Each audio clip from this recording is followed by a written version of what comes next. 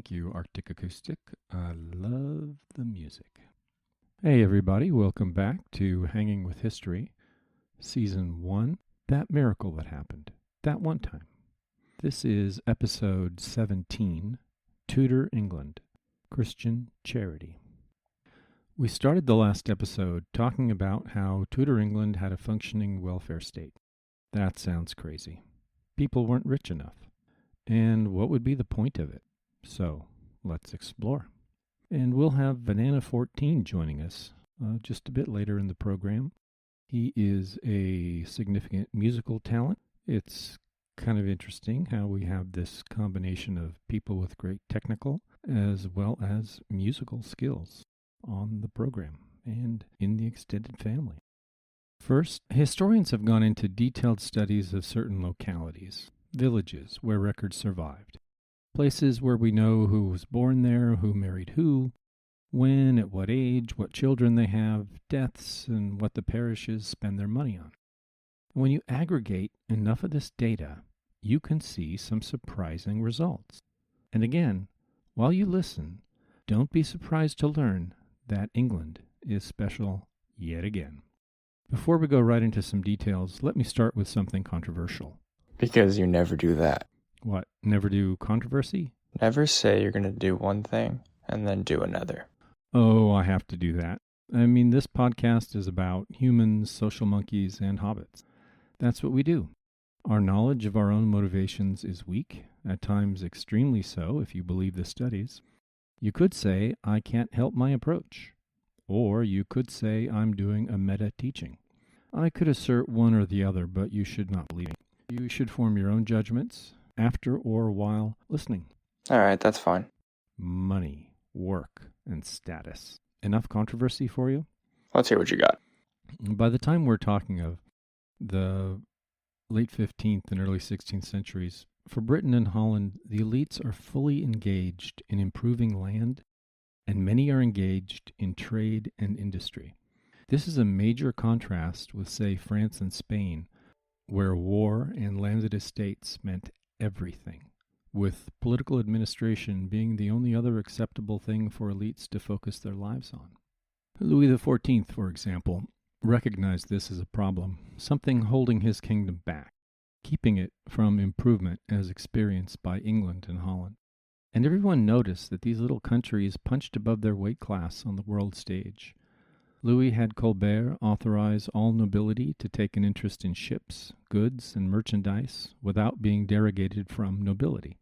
First, it's interesting that he had to do that to soothe fears that French nobles would actually be terrified of spending their time on commerce, to such an extent that they would want royal sanction, in addition to thinking it was a good idea.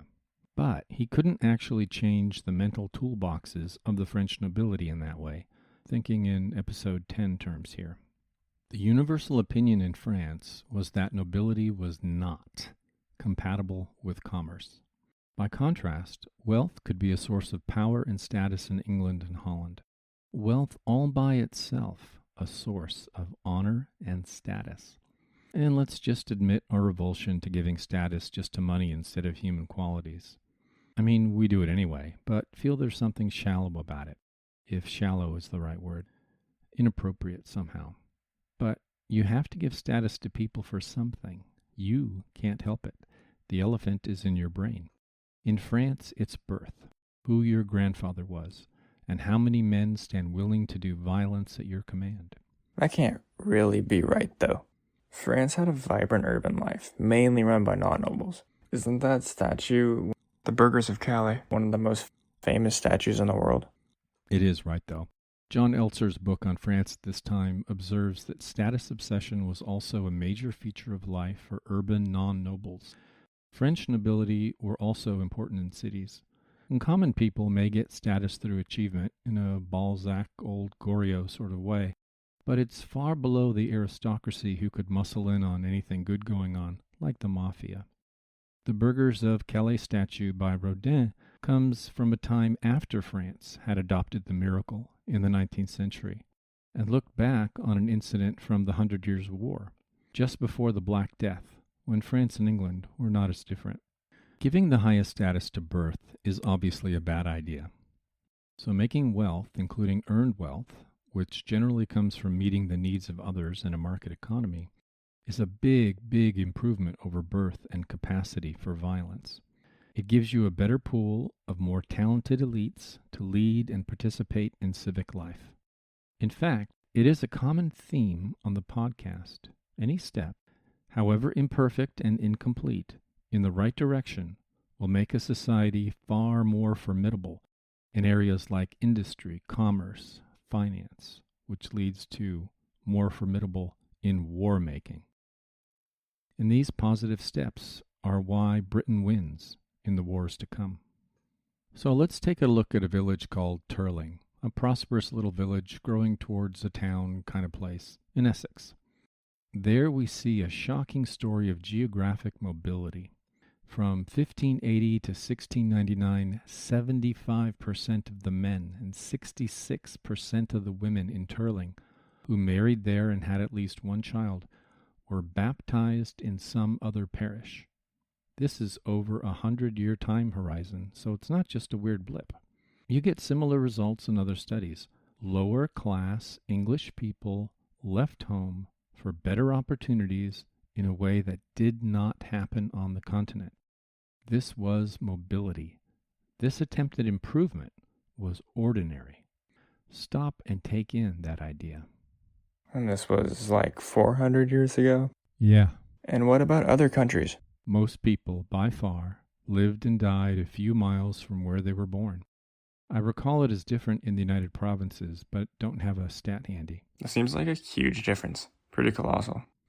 Yes, for ordinary people, it implies more choices in life, more responsibility for yourself, more freedom, less oversight, less predictability, maybe less certainty, with more ability to change things you don't like. People got married and lived away from the village where they were born. We can't imagine this suddenly started in the late 16th century when we start having good records. Odds are the practice didn't conveniently begin just when we have records. How long had this mixing and moving been going on? But how could this mobility be? There's nothing like it in France and Germany. Well, one of the responses to the Black Death was to end serfdom. That's different. That's big, right? Even so, didn't people need to stay home to look after elderly parents, as in the rest of the world? Well, around this time, analysis reveals that of people in their 60s, 40 to 45% of them were receiving pensions or parish support, not support from their children. Now that's an idea. If their children cared for them, they wouldn't get parish support. Right? Parish support was for a concept called the deserving poor, and the pensions were about equal to ordinary wages for a farm worker, i.e. barely enough to live on, barely. The mean retirement age was 70, and the majority of these were on public support. One of the sources was based on an analysis of 110,000 pension payments. So the richness of the data, compared with, say, in our Viking Ark, is incomparable. One article asserted that a pensioner from 1600 might not recognize much in the modern world, but would likely feel at home with contemporary politics, agonizing, complaining, signaling, and grandstanding over welfare options. The parish most often cared for elderly people whose adult sons and daughters had left. The nuclear family was behind this.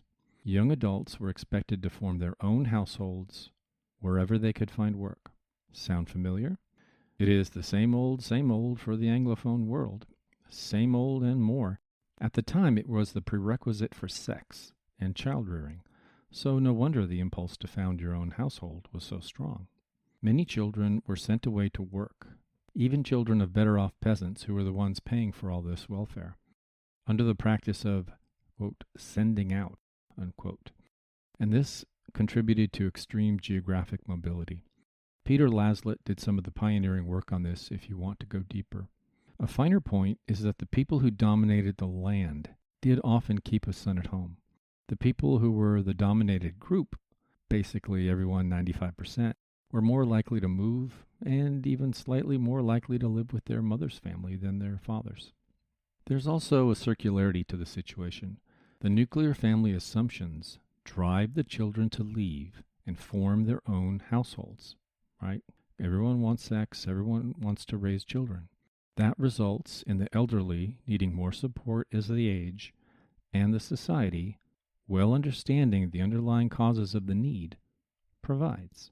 There's your charity and kindness. Some folks thought I was wasting time with anthropology on the podcast, but I hope you see now how it helps make sense of the history. It is really surprising to have a system like that so long ago. It's not well known. So how did this work? Well, it was probably common practice in the late medieval times, if not before. By the time the Poor Laws, capital P, capital L, Poor Laws, are passed in Elizabeth Tudor's time, in the late 16th century, this is enshrining an existing practice. Parliament passed laws, but without an actual means of enforcing laws locally by force. Parishes ran their own welfare systems, more or less voluntarily, run by the better-off peasants. And there would be hardships. Sometimes the parish had no money. The particular leadership might be stingy in places at times. The parish also decided if someone deserved to get money or food, a shack, or fuel. It was not simply a matter of following bureaucratic rules, so not really a welfare state like we have today. That's an exaggeration. This was more personal, could be capricious, of course, and could not be deficit financed. So if the parish didn't have the money, they couldn't give support. So you can't think of it like today's welfare structures. You mean if someone on the parish council didn't like you for some reason, then you might not get relief and then just starve? Yeah, that could happen, or freeze to death if they didn't give you fuel, which was probably more common. That would be a good way of getting rid of people you don't want. In books and movies, people get cut off from parish relief all the time. But in real life, if people could see you were being a shit to someone without a really good reason, then your reputation would suffer. You would fall in status. So the desire for the good opinion of others acted like a brake on that sort of evil. This is where our monkey nature works toward the good, and the data bears this out. For a picture at the national level, kind of if you squint, England was like the way we describe Scandinavia today. Small state with small population, a cohesive culture where everyone more or less agrees with the way things are. The similarities maybe end there. There was a culture of deference. The masses did not dispute the authority of the state, nor that of the great landowners. Emmanuel Todd finds that the absence of any value of equality in the family system results in the culture of deference. And there was a kind of duality in society, with large farmers mostly following primogeniture, mitigating by trying to get something for younger sons if possible. Below them, free division of property was the practice. We see a surprisingly high number of wills being made, even among the poorest, as mentioned in episode 9. This is interesting. This is very interesting because, among other things, it reveals an implicit trust in local institutions and in the future. That doesn't happen if institutions are not trustworthy, and if the future is arbitrarily subject to some higher-up's whim. These wills made by poor people are one of the hard facts, like Viking-era coins, that point us to a historical reality we might otherwise miss. Ooh, did I just tie this idea to the Viking era? Speculative, I know. So, the value of inequality that comes with primogeniture was there, but the freedom to define inheritance at will gave everyone involved the opportunity to follow no rules at all. An anthropologist might not see this as an innovation, but a historian does. Something that brings about a different society. People planned out their lives, but according to their own desires. Well, desires, that's a terrible word for people living a life that we would see as tragically poor with few options. But, to the extent possible, planning life and the passing of assets at death was something under the control of even the poorer people by this time. I don't think we appreciate how free people are at this early stage. We are going to need to remember this when we hit the 17th century, although I suppose we'll need a reminder because the Reformation arc will be long. And of course, this freedom comes with a huge responsibility for the self. This could be great. Do what you want. Oh boy, did you choose badly and make a mess of your life. Paradox and contradiction. Embrace it. Luther will, Cromwell will, Cranmer will. Only probably 30% of poor people were literate, even if it was like 3/4 for the yeoman class. It couldn't have been easy, and we know it wasn't, but this was very different from life on the continent, where few had the option to craft a life and the rules were clearer and less flexible. You can still see this tension today between freedom and responsibility for outcomes on the one hand and the desire for clear, fairer results on the other. I see almost every highly intelligent 10-year-old taking the continental medieval notion as preferable, with that preference falling away as they get older. More mediocre intelligences lock into the medieval notion in the mid-teens, and after that, intellect fades as a determinant, and is mostly about mood affiliation and social signaling. Hang on there. So it sounds like you just said that people who favor freedom and responsibility are smarter than those who want a predictable life. That's incredibly political. I didn't really say that, and I want to stay away from politics. I wouldn't touch it with someone else's 10-foot pole. I keep saying that. What you really did was frame something and then notice it was political. But sometimes what is political moves around. That's what I'm noticing. So let's try to stay objective and remember that objectivity is probably beyond any of us when social monkey nonsense is involved. Okay, I can go along with that. Anyway, a lot of features of communal life in England would be blown away by the agricultural and industrial revolutions, though obviously we come back to them, even today. And the communitarian impulses just keep coming back. From the Luddites, some of whom had more complex ideas than just breaking machines, to the Speenham land decisions in 1795, specifying minimum wages tied to bread prices.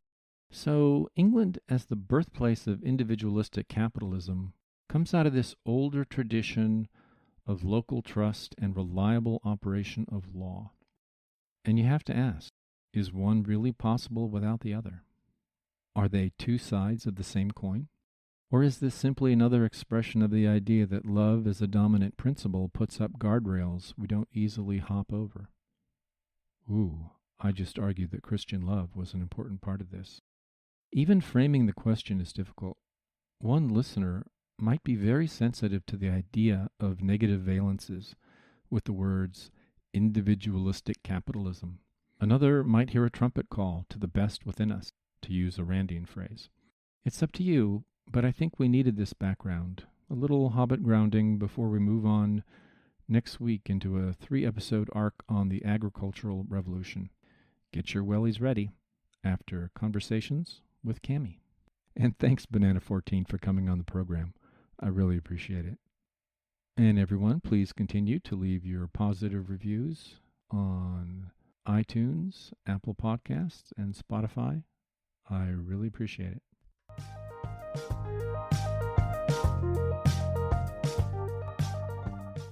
Okay, we'll figure it out. This Conversations with Cami is held outside, so you will hear birds and an airplane flying overhead, and you can sort of eavesdrop on what it's like for us having a conversation with several glasses of wine on board. Or if it makes sense, Nope. you're going to do with it. They make me sound like a fool or a genius, whatever you friggin' want. That's right. My life is in your hands. True. My image, as it will be, is in your hands. Sure, it's been for a while. Yeah, I know. A bit weird.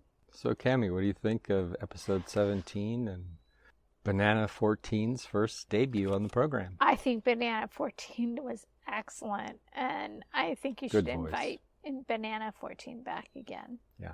I When you mean, mentioned your dad, you just threw that out as we were listening. yeah, well, my dad didn't live 400 years ago, obviously, but as a high school student, he was sent out to work on a farm and send money back to the family. Yeah. To help support his siblings and his parents. And that was rural Ohio. To me, that doesn't sound so old or exotic or old world. It is, though. That's an Anglophone thing, to leave your farm, leave the estate that you work on, and go work somewhere else for money, taking care of old people 400 years ago, the whole parish giving what basically, I guess, to us in the United States would be equivalent to Social Security. Yeah, very much. The descriptions reminded me of the seniors I work in day to day that rely on that Social Security, and their children have moved away. And one of the things that struck me is 400 years ago, the average retirement age being 70. Oh my goodness. I mean, in that time, the life expectancy was so short. The number of recipients would be small. Well, think about it. The idea was that the money would go to the deserving poor. Because there was so little money, they had to be very careful with it.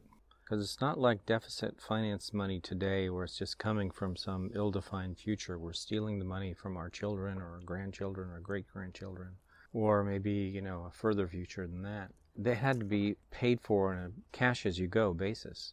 The concept was the deserving poor would get the money, the people who deserved it, which means if you were 67 and still pretty hale and could work, they wanted you to work.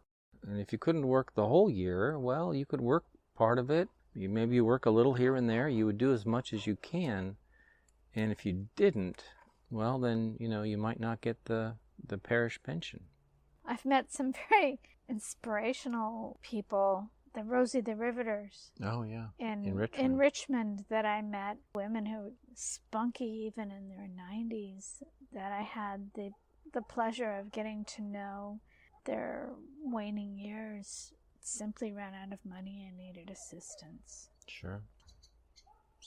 Anything strike you about the idea of love being behind what was going on here? Well, I guess you'd have to define more what, in my mind, you mean by my work. Yeah, love's always an underdefined term. My work in aging services, I sometimes shake my head and can't believe, why isn't the family helping? But love is a strange thing to define. And you can love somebody, but yet have to distance yourself from that person.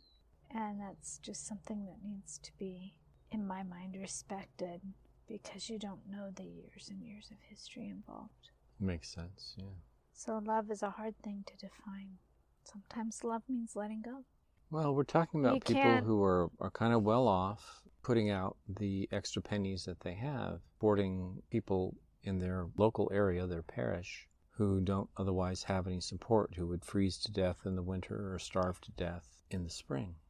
I wish I had a good way to tie together religion and social services and families' involvement in caring for the elders in our community, and how sometimes there's these major disconnects.